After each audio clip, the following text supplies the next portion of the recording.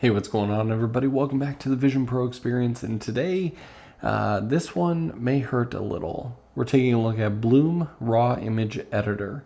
Normally, I like to keep things extremely positive and show like best intent when it comes to new apps or fresh apps or apps that are trying to innovate in some way. But this one is more of a cautionary tale, I think.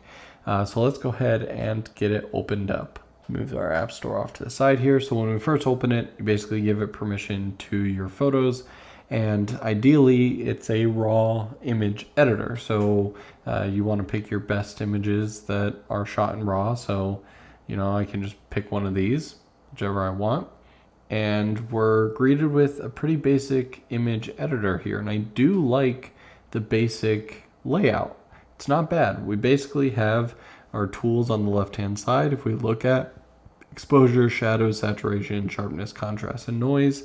In the middle, we have our image. We get some basic information for what the image was shot with. This was on my iPhone, so f2.3. There's my shutter, ISO, no such thing as a 2mm lens. But here we have our exposure, since that's selected on the left-hand side. And so we can adjust this as we want. If I hit this little info button, it makes it go away. We have our shadows right here. All pretty basic stuff. We have a auto dimming on the side, so this will dim kind of our environment. Obviously, we can save the photo up there. Right next to the back button, we have this, which shows us our original and then our before and after. And this isn't so much the problem of this app, but the only downside to features like this is a before and after. I want to keep looking at my photo and quickly see the change of before and after. But because I have to use my eyes to select, I have to look up here, then look back at the image, be like, okay, that's my before. And then look back at the button here, and then it's just a split second, but your eye leaving here to go back to here, I don't know, it doesn't have the same effect as looking at before and after, where your muscle can just do it on the mouse and you just stay looking at the image. I think photographers will understand what I'm trying to get at here. Here's my issue with this app. It functions fine and the interface is simple. It doesn't say most professional video editor ever, so I don't mind the simple controls. The problem is when I go to hit full bloom, so it's free to download, but there is a cost to it, which is fine. Developers need to make money. The problem is it's subscription based. And at $3 a month, $5 a year, and then after that first year is $15 a year. No, that's not the most expensive thing in the history of the world.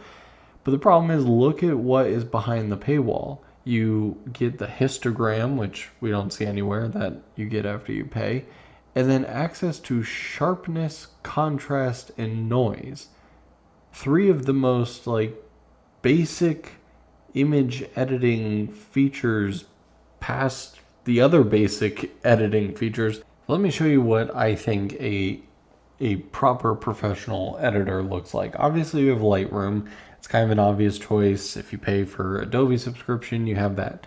But one of my other favorites is called Darkroom. Now, this isn't a Vision OS specific app. It's kind of a iPad port, I believe. And so in this app, you get true professional tools. I mean, everything from various different cropping, transform tools. We can go over to the presets and we can make custom presets. We have these. We can actually go and find other presets that sync from our phone, or ones that we want to go to the store that other people have created.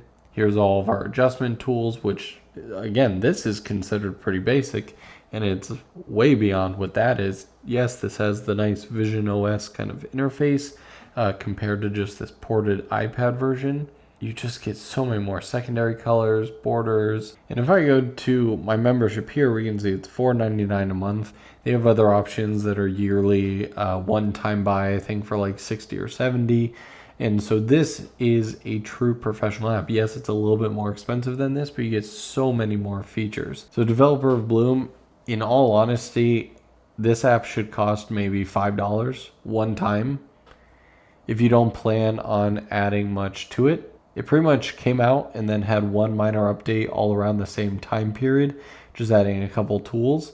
And maybe this is just someone's project and it's your first time developing an app, or you just wanted to make this app real quick. That's great. I love that. I love apps coming to Vision OS, but I'm really tired of seeing everything become this subscription model that clearly a lot of work isn't being put into, consistent fast updates that add a lot of tools that would really justify a subscription price. To me, these are the apps that kind of feed off of like oh, look, I'm going to sign up, I'm going to use this, and then I'm going to forget to cancel it. Because at a monthly rate, a lot of people will forget to cancel something that just costs $2 or $3.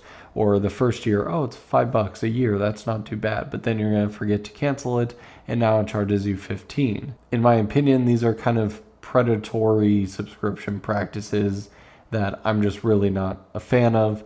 And again, I don't like making these videos often, but I just saw this, I got excited because I like photo and video editors, and this one just felt really kind of icky to me. But I don't know, let me know in the comments below if you guys disagree with me. But anyway, let me know what your favorite photo or video editing app is in the comments below. Thanks so much for watching. Don't forget to get subscribed.